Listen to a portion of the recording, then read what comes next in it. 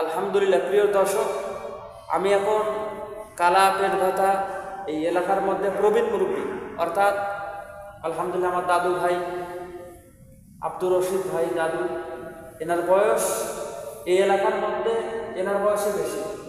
আপনার থেকে আর কারো বয়স বেশি আছে নাকি এলাকায় বর্তমান? নাই না, বর্তমান কেউ নেই।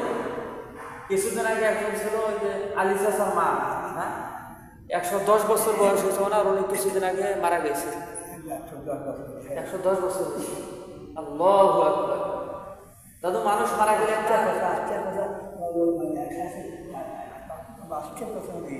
অনেক আগের কথা না? আল্লাহ,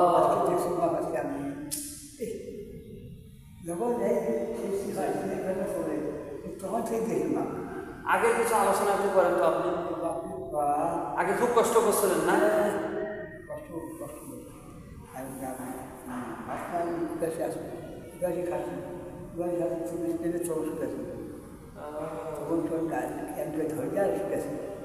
শুকিয়ে তারপর পড়া লাগছে।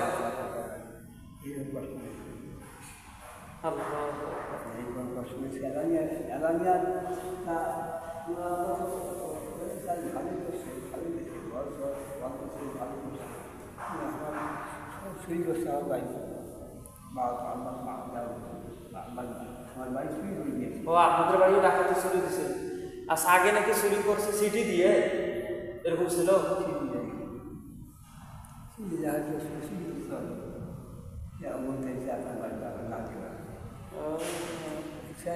এই কবি ব্যবসা এই বাড়ি জাহাজ করছে, এই বাড়ি জাহাজ করছে।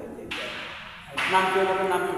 কবি আবুলেন বাপ, এই আবুলেন বাপ এই বাড়ি জাহাজ করছে ঠিক না? জাহাজে আসছে, আসি ঘেরছে, ঘেরিয়া ডাঙি করিয়া করে সব বেরিয়ে দিচ্ছে। যেমন ধরো হ্যাঁ, সোনা শান্তি চা বাড়ি করা নিয়ে গেছে, নিয়ে যা মেলা লোকে নিয়ে বেড়াইছে,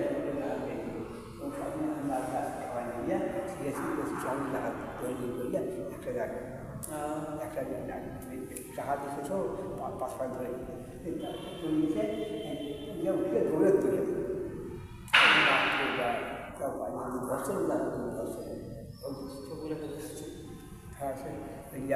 ধরছে না। তাই যখন জায়গা পুষ করছে, হ্যাঁ পুষ করছে, হাই হাই ডাম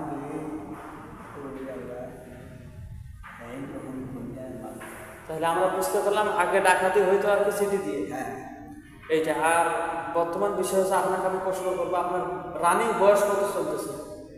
80 না 85? কোনটা? 85 মনে হয় না? এরকমই চলছে। হোক আলহামদুলিল্লাহ। আপনি এই যে কষ্ট করে আসেন নামাজে, আলহামদুলিল্লাহ আসেন, আপনার রাস্তাটা কি ভালো আছে, ক্লিয়ার? কাদা কাদা হয় না? কাদা পানির সময় সমস্যা হয় কিনা? তো এই জন্য যারা প্রিয় দর্শক আপনারা ভিডিওটা দেখতেছেন, আপনারা দোয়া করবেন। আলহামদুলিল্লাহ ইনি 5 ওয়াক্ত নামাজে আসেন। এখন এখানে বিষয়টা হলো, এনার যে রাস্তাঘাটগুলো আসে, বাড়ি থেকে আসতে আমি একদিন গিয়েছিলাম, এবং কাদা পানির সময় একটু সমস্যা হয় না? বেশি কাদা হলে একটু সমস্যা হয়, বেশি পানির কারণে আসা যায় না। এবং আলহামদুলিল্লাহ উনি ফজরও আসে, 5 ওয়াক্ত চেষ্টা করে বেচারা বাড়িতে থাকলে।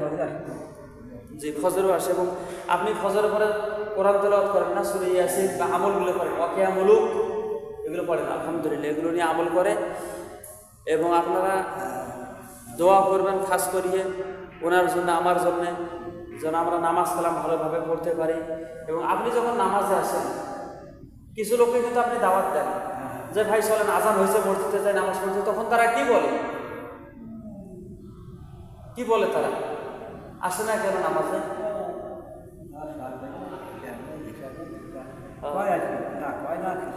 বিভিন্ন অজুহাত দেয়, যাবার সময় পাই না, সময় নাই, ব্যস্ততা, এরকম। প্রিয় দর্শক, আসলে ব্যস্ততা আমাদের হওয়ার দরকার আল্লাহর হুকুম, রাসূলের তরিকা। কি বলেন আপনি?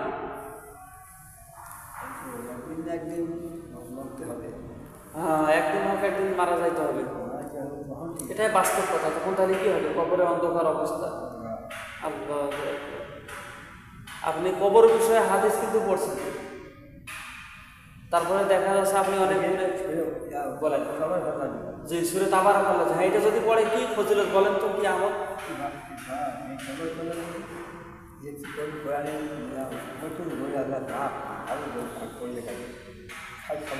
আপনি স্পষ্ট করে বলেন যে সূরা তাবারাকাল্লাহ কি পড়লে কবরের আযাব আল্লাহ পাক মাফ করে দেয়।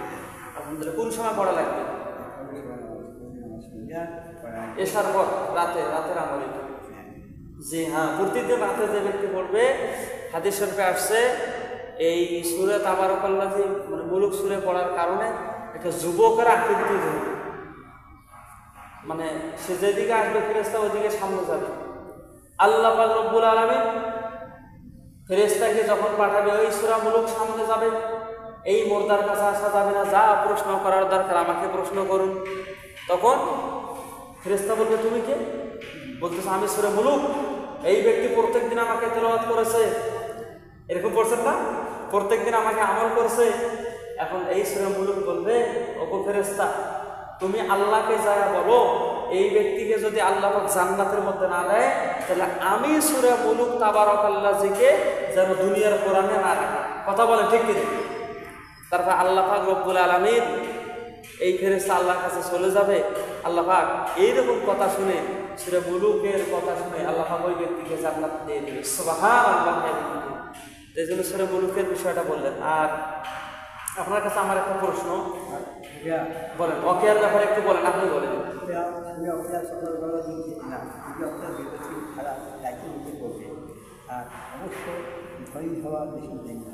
আলহামদুলিল্লাহ,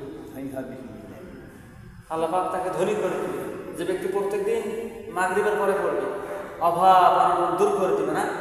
জি আলহামদুলিল্লাহ। তারপরে সূরা ইয়াসিনের ফজিলত একটু জোরে বলেন। আর তার আঘাত না করে তাকে ঘুরে আসা ইয়াসিন তার কাজে সাঁতার করবে। এই ব্যক্তি আমরা পড়ে এই ব্যক্তি ইয়াসিন খুব ভালো জিনিস, খুব ভালো ছিল। পড়ার মধ্যে পড়ার সিরার মধ্যে ইয়াসিন আছে ভালো। এই যে আমি ইয়াসিন সিরা সবার পাল্লা দিয়ে মুখে ইয়াসিনটা দিয়েছিল খুব সিরাজ করে। আলহামদুলিল্লাহ, আপনি খুব তেলাওয়াত করেন মাশাআল্লাহ। এবং তাহাজ্জুদও পড়ে না? আলহামদুলিল্লাহ। তাহাজ্জুদের কোন মানে কয় রাকাত নামাজ পড়েন?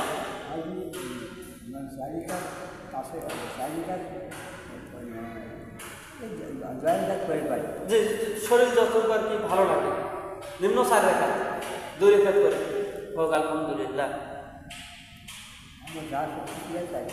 আলহামদুলিল্লাহ। কিন্তু নিয়মিত পড়েন?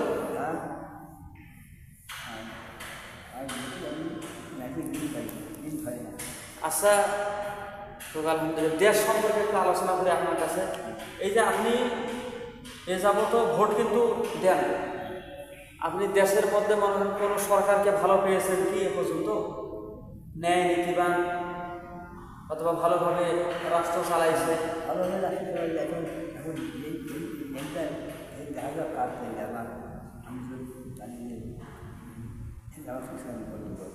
ও, এবার আলহামদুলিল্লাহ নিয়ত করছেন যে জামাতে ইসলামকে ভোটটা দিবেন।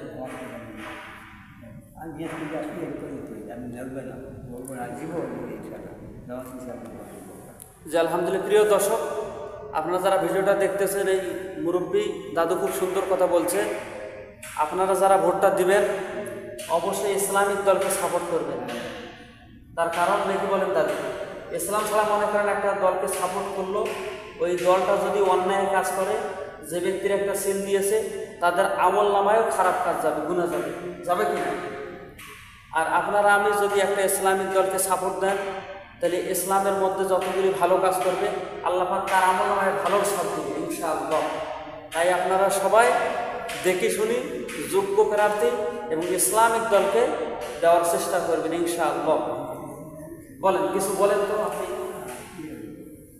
দেশ সম্পর্কে, যেমন মনে করেন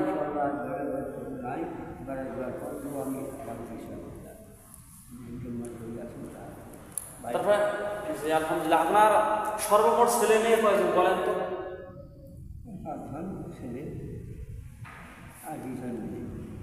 কিন্তু এখানে আমার দুঃখ লাগে মাঝে মধ্যে আপনার দিকে দেখেন, মানে হাফেজ আলেম একজনও নাই না আপনার ছেলেদের মধ্যে, মেয়েদের মধ্যে হাফেজ আলেম আছে?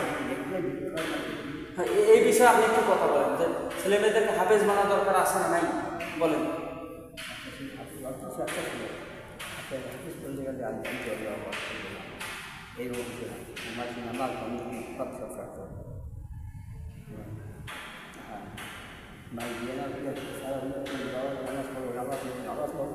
বলেন, আপনি স্পষ্ট করে কিছু কথা বলেন।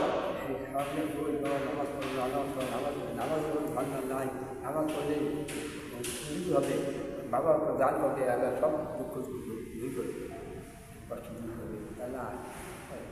আল্লাহর রহমতে আপনি নামাজ পড়ে অনেক উপকার হয়েছে না, অনেক লাভবান।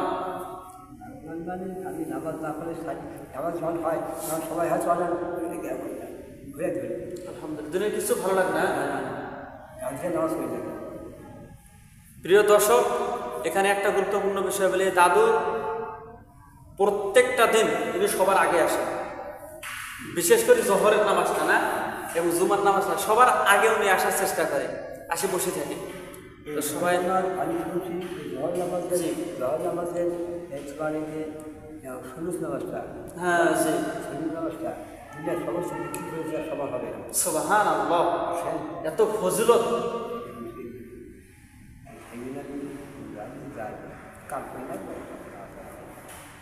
আর কাম করবো যখন তখন নামাজ ছাড়বো না, কাম করলে কি নামাজ সবাই না, নামাজ সবাই হবে নামাজ পড়বো, জি নামাজ সময় হবে নামাজ পড়বো, নামাজের সময় হবে।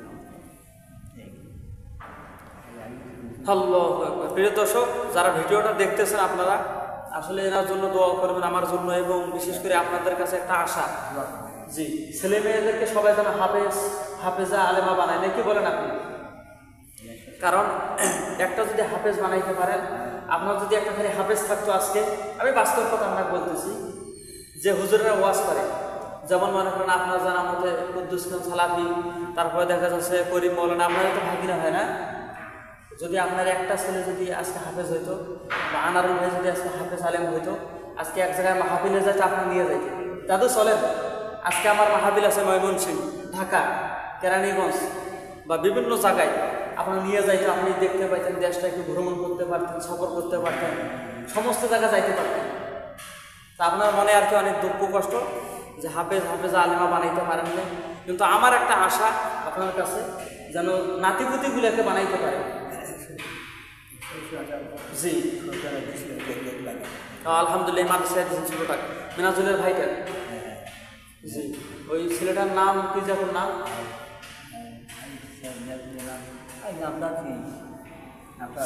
যাই হোক ছেলেটার নাম মিনাজুলের ভাই আবু মুসা।